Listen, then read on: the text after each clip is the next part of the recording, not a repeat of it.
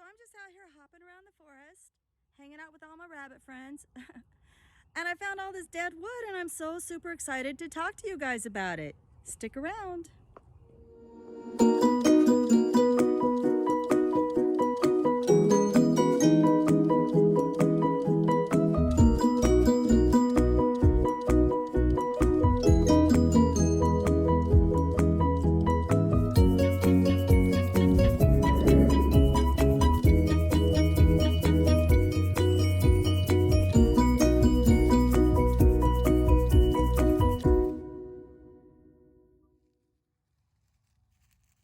Well, hi everybody, and welcome back to Claiborne.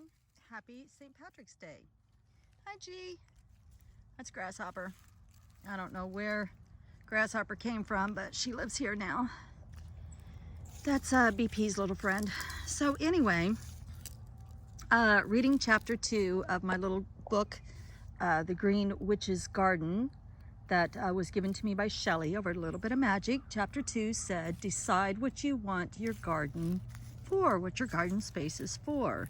And chapter 2 talks about dedicating your garden to a specific type of plants that you're going to grow.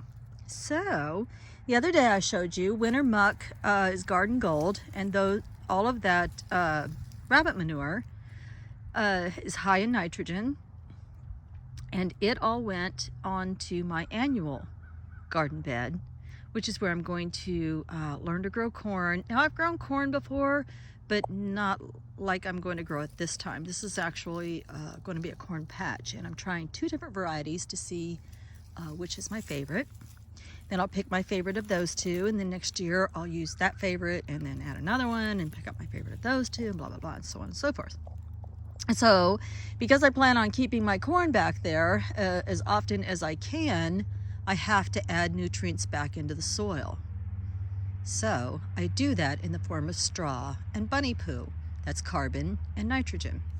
This, what you're looking at, is a fallen tree. It was a tree at one time. This whole area here was a tree. And this is about all that's left. And we have this kind of stuff everywhere. This is like soft sponge material. This is very high carbon content. And in addition to the nutrition for your garden, this also hosts housing for a lot of things. Insects, microorganisms, kitty cats, birds, creepy crawlies, fungi, and just a host of other things live down in this because it's so carbon rich. I mean, look at that. So you can look up hugelkultur. If you've never heard of it, you probably have. If you're a gardener, you've probably looked into that before, and that's growing seeds and planting your garden in decayed wood or decaying wood. G, what you doing, G? You're such a little sweetheart. So what is this stuff good for? Well, I've told my husband, first of all, you find these, do not burn them. They belong to me. I go around in my with the ATV in the wagon and scoop these up and have a huge pile of it, and it's going on a garden, and I'll show you where it's going and tell you why. So here's another one I found the other day when I was out here. Look at my moss, it's so beautiful. So this stuff is a home to a lot of insects, worms, centipedes, microbes, all kinds of stuff. And G followed me over here. And I get to find it everywhere out here in my old forest. And it's just so carbon rich. G, you're a mess. You are a mess.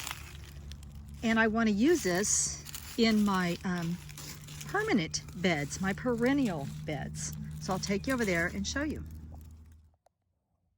Okay, and so we're back up here where you saw me the other day. I pulled all of this back and all of those grasses back, the native plants back so that I could get a pop of color up in here. We didn't really have much color. We had a lot of native grasses on this side, but no color. And I wanted it to look as beautiful as the other side of our driveway does. But at the same time, I want to keep it organic and I want to keep it healthy. And I don't want to really disturb it that much any more than I absolutely have to. And so I'm going to put those piles of decaying and decayed wood, because I'm also going to shovel underneath some of those piles, and I'm going to put them up in here.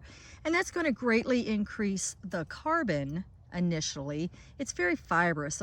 Those wood pieces are very fibrous. And so I'm going to get all these microorganisms in here, and they're going to start to consume that dead organic material.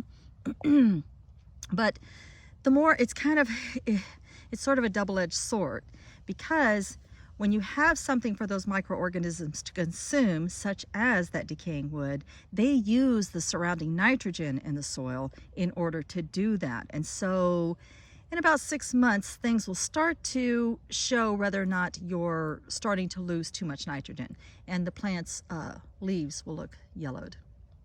And so then it's time to add a little nitrogen back in, which would be easy enough with some bunny poo.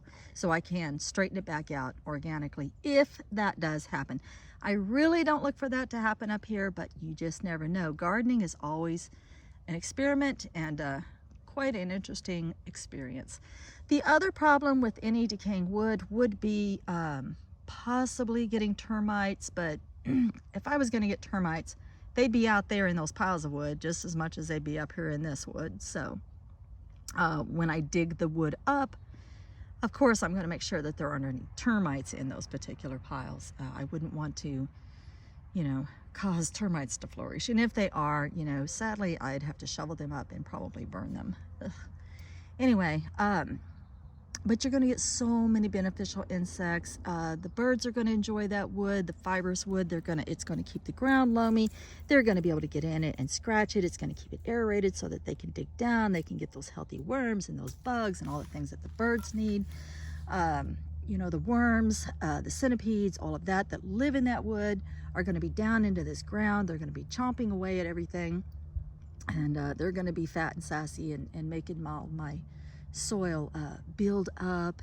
The wood is also good for retaining water, and since I don't have a way to water my garden, that wood is that fibrous decaying wood is going to be great for water retention. So it's highly recommended, so I've been reading, for perennial beds to add decaying wood, just if you use a few precautions.